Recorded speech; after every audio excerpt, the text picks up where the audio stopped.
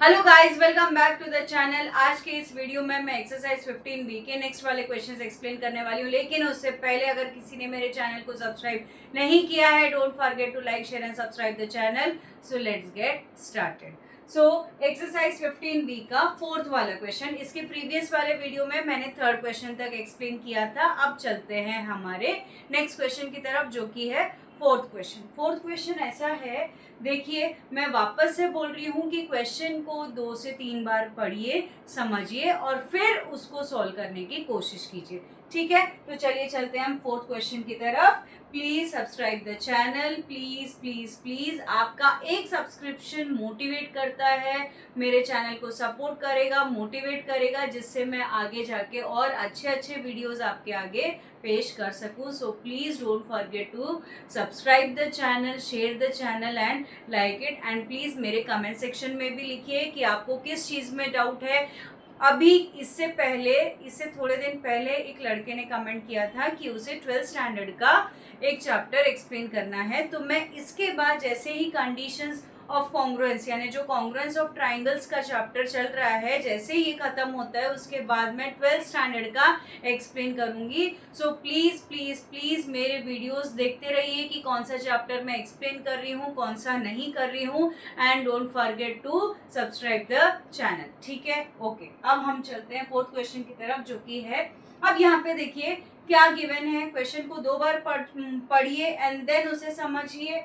C what is given in the question, triangle ABC is an isosceles triangle। तो सबसे पहले isosceles triangle होता क्या है? वो ट्राइंगल है जिसमें 2 साइड्स इक्वल होते हैं, उसको बोलते हैं isosceles triangle। ट्राइंगल 3 टाइप्स के होते हैं, इक्विलैटरल ट्राइंगल, isosceles ट्राइंगल और स्केलिन ट्राइंगल। तो isosceles ट्राइंगल वो होता है जिसमें 2 साइड्स इक्वल होते हैं। तो triangle ABC is an isosceles triangle. अब यहाँ पे देखिए ये आइसोसेलेस ट्राइंगल है जिसमें सेगमेंट AB जो है सेगमेंट AC से इक्वल है, या साइड AB जो है साइड AC से इक्वल है। Segment AB is equals to segment AC already given है। AD is the bisector of angle A।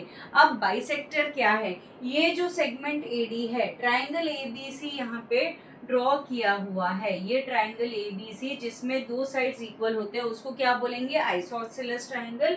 अब इस ट्राइंगल में मैंने वर्टेक्स A से एक सेगमेंट ड्रॉ किया है, तो ये सेगमेंट क्या कर रहा है? ये सेगमेंट एंगल A को 2 इक्वल पार्ट्स में डिवाइड कर रहा है। समझा? तो कौन सा सेगमेंट है वो? AD। AD is the bisector of angle A। AD क्या कर रहा है? एंगल A को 2 इक्वल पार्ट्स में डिवाइड कर रहा है, यानी अगर ये वाला एंगल x होगा तो ये भी क्या होगा? एंगल x होगा। उसको क्या बोलते हैं? बाइसेक्टर। कोई भी चीज को 2 इक्वल पार्ट्स में डिवाइड करना। So segment AD is the bisector of angle A।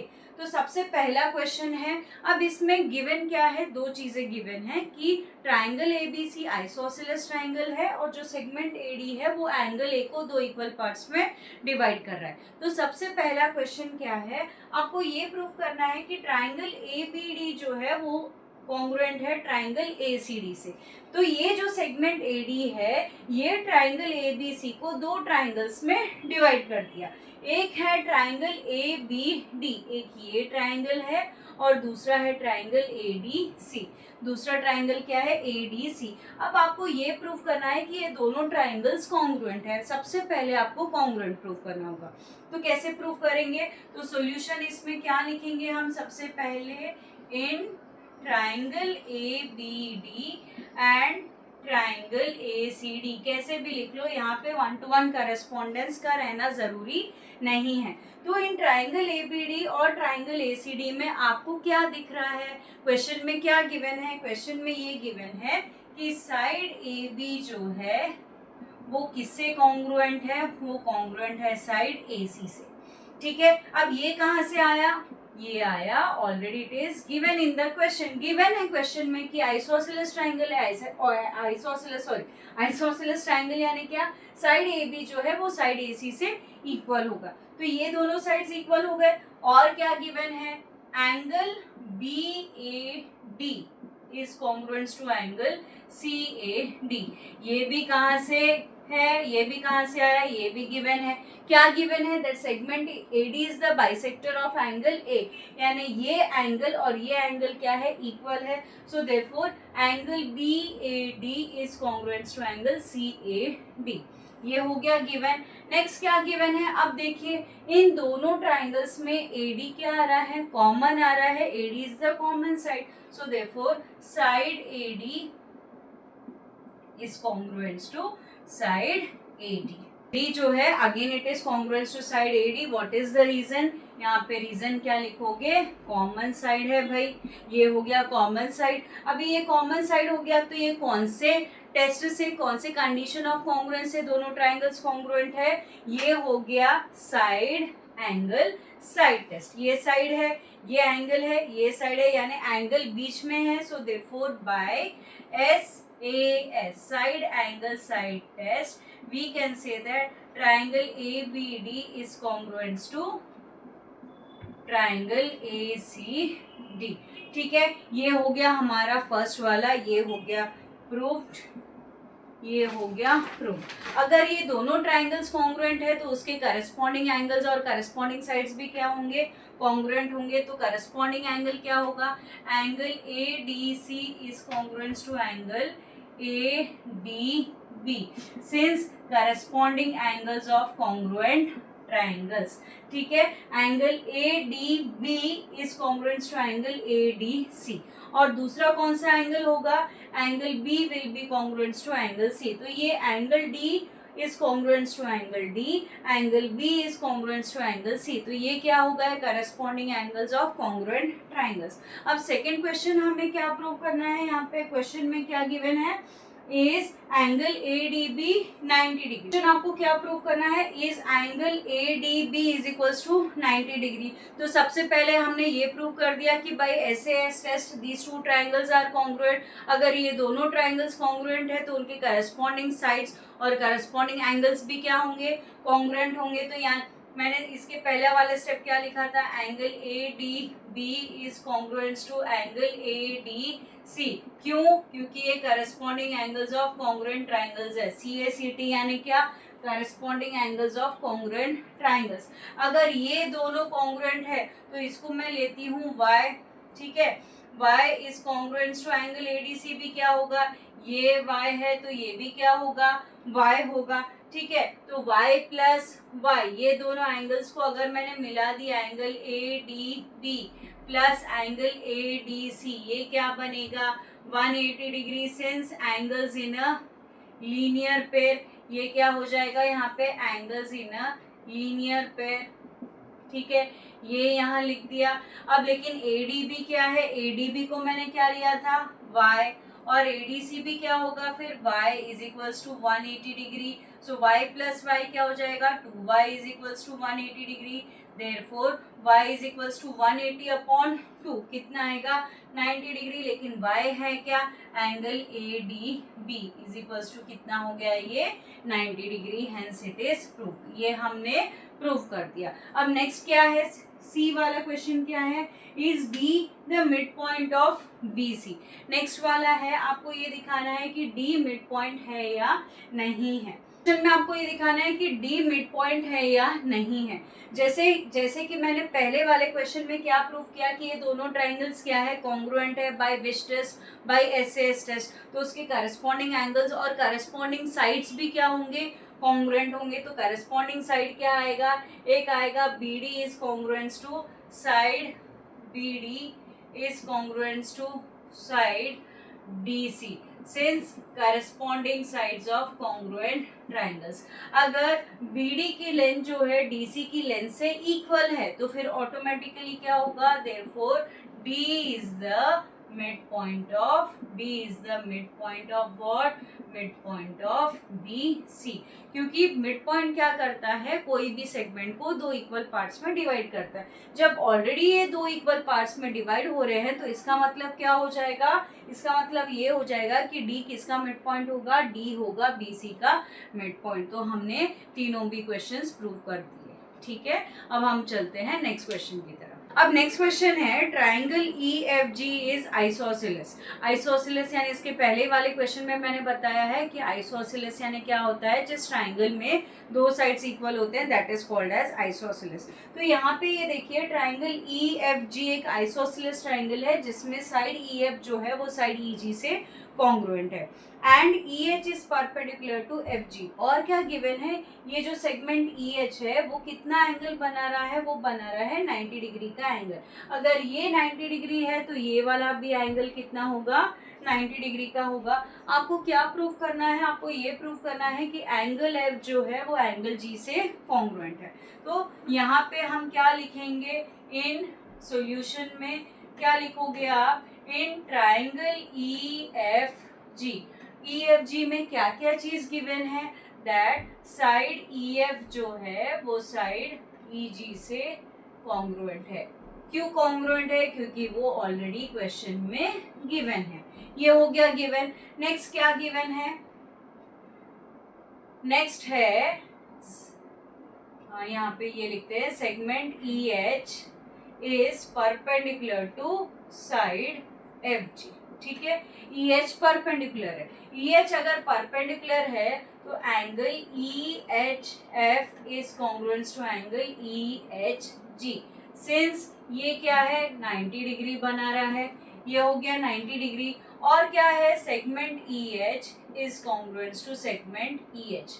E H और ई एच क्या है, कॉमन साइड है। तो यहाँ पे आप क्या लिखोगे, it is the common side. ठीक है, तो देयरफॉर बाय विच टेस्ट, अब यहाँ पे देखिए ये साइड हो गया, ये साइड हो गया, ये क्या हो गया एंगल, तो ये राइट एंगल ट्राइंगल हो गया। तो by which test, by hypotenuse side test.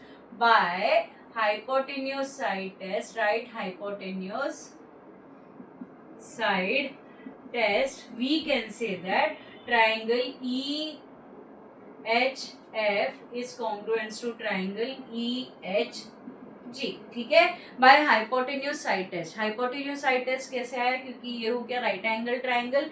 Right angle triangle में हाइपोटेन्यूज इक्वल है और कॉमन साइड कॉन्ग्रुएंट है। So therefore by hypotenuse side test we can say that these two triangles are congruent. अगर ये दोनों ट्राइंगल्स कॉन्ग्रुएंट है तो उनकी करस्पॉन्डिंग एंगल्स भी क्या होंगे, कॉन्ग्रुएंट होंगे। That is angle E is congruent to angle E and angle F is congruent to angle G। What is the reason, corresponding angles of congruent triangles. हमें क्या proof करना था, हमें यही प्रूफ करना था कि एंगल F जो है वो किससे कॉन्ग्रुएंट होगा, एंगल G से। So therefore angle F is congruent to angle G, hence it is proved.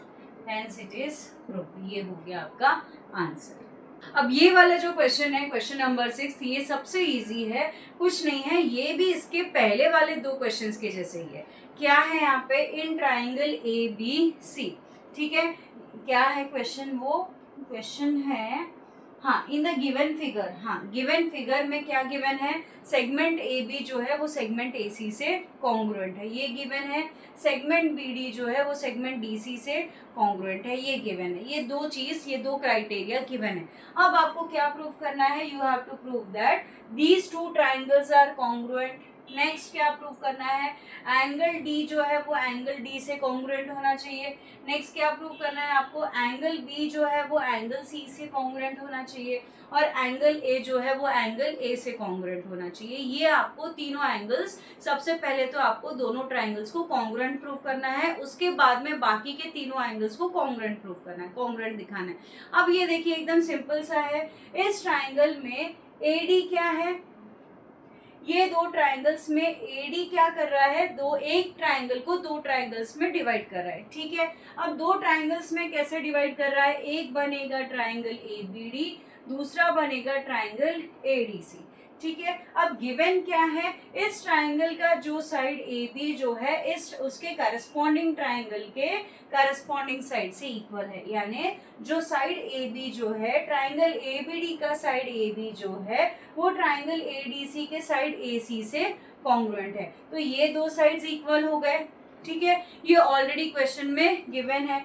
Next क्या गिवन है, इस ट्राइंगल का साइड BD जो है इस ट्राइंगल के साइड DC से इक्वल है, ये भी ऑलरेडी क्वेश्चन में गिवन है। अब बचा क्या, बचा ये वाला साइड AD कॉमन साइड हो गया, तो ये कॉमन साइड से हम क्या प्रूव कर सकते हैं, by side test we can prove that triangle ABD is congruent to triangle ACD। ये प्रूव हो गया SSS टेस्ट से। अगर SSS टेस्ट से तीनों साइड्स अगर कॉन्ग्रुएंट है तो बचे बाकी के तीनों एलिमेंट्स कौन से हैं, बाकी के तीनों एंगल्स हैं, तो angle A will be congruent to angle A, angle D will be congruent to angle D and angle B will be congruent to angle C. What is the reason? Since corresponding angles of congruent triangles. तो ये तीनों proof हो जाएंगे। That's it. हो गया अपना answer. तो इसका सॉल्यूशन कैसे लिखेंगे, in triangle ABD and triangle ADC, ठीक है, क्या गिवन है, segment AB is congruent to segment AC, ये आपका गिवन हो गया। नेक्स्ट क्या गिवन है, segment BD is congruent to segment DC, ये भी क्या हो गया, यहाँ पे गिवन हो गया। सेगमेंट BD जो है वो सेगमेंट CD से इक्वल है, ये हो गया गिवन। नेक्स्ट क्या है, segment AD is congruent to segment AD, what is the reason, since ये क्या है, कॉमन साइड हो गया, ठीक है। So therefore by side test we can say that triangle ABD is congruent to triangle ACD, ठीक है। बाय SSS टेस्ट से ट्राइंगल ABD जो है वो ट्राइंगल ACD से इक्वल हो जाएगा। अगर ये इक्वल है so therefore angle BAD will be congruent to angle CAD, since corresponding angles of congruent triangles and angle ADC is congruent to angle ADB and angle ABD is congruent to angle ACD। तो ये सारे किससे equal होंगे, ये सारे angles equal होंगे।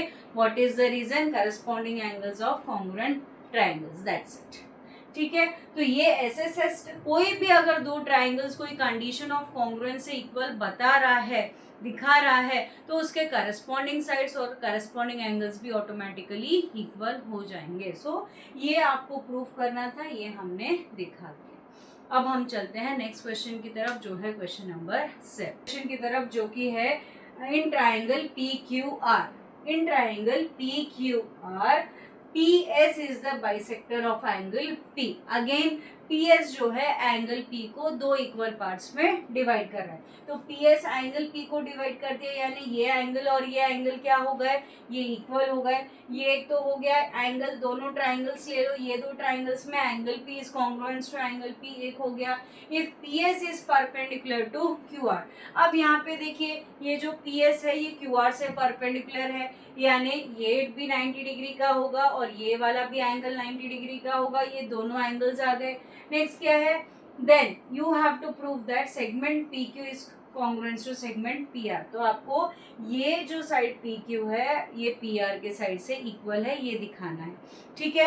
अब ये दो ट्राइंगल्स में दोनों एंगल्स तो आ गए, और PS क्या है, PS is the common side, ठीक है, दोनों ट्राइंगल्स का कॉमन साइड हो गया। therefore by angle side angle test ASA test we can say that these two triangles are congruent। अगर ये दोनों ट्राइंगल्स congruent है देन उसके करस्पॉन्डिंग साइड्स भी क्या होंगे, उसके करस्पॉन्डिंग साइड्स और करस्पॉन्डिंग एंगल्स भी क्या होंगे, कॉन्ग्रुएंट होंगे। That is therefore segment PQ will be congruent to segment PR, hence it is proof. बस सो सिंपल। सो चलिए अब हम चलते हैं, इसका सॉल्यूशन कैसे लिखेंगे। इसका सॉल्यूशन क्या है, in triangle PQR PS is the bisector of angle P। What is the reason? It is given. So therefore angle QPS will be congruent to angle RPS। तो reason क्या है, it is given। तो यहाँ पे क्या लिखेंगे, in triangle PQS and triangle PRS angle QPS will be congruent to angle RPS। यहाँ पे रीजन क्या हो गया, गिवन। और क्या गिवन है यहाँ पे, PS is perpendicular to QR. ठीक है, सो ये रीजन कहाँ से आया, ये भी गिवन है, अगर ये गिवन है तो therefore angle PSQ will be congruence to angle PSR. ठीक है, ये गिवन है. नेक्स्ट क्या है, angle not angle, segment PS is congruent to segment PS. What is the reason? Since it is common side. Therefore by which test? Therefore by angle side angle test. We can say that triangle PQS is congruent to triangle PRS. ठीक है, तो ये हो गया, ये दोनों triangles congruent हो गए. अगर ये दोनों ट्राइंगल्स कॉन्ग्रुएंट है by angle side angle test, we can say that therefore segment PQ will be congruent to segment PR. Hence it is, हमें यही प्रूव करना था. ये prove that PQ is congruent to PR. Therefore segment PQ is congruent to PR यानी क्या, segment PQ is equals to segment PR. Hence it is prove. अब ये कहाँ से आया, ये आया corresponding sides of congruent triangles. ये हो गया हमारा आंसर. ये था हमारा आज का वीडियो. आज के इस वीडियो में बस इतना ही. इसके नेक्स्ट 3 क्वेश्चंस आपको मैं नेक्स्ट वाले वीडियो में एक्सप्लेन करूंगी. Until then keep learning, keep smiling and don't forget to subscribe the channel. So see you in the next video. Bye bye.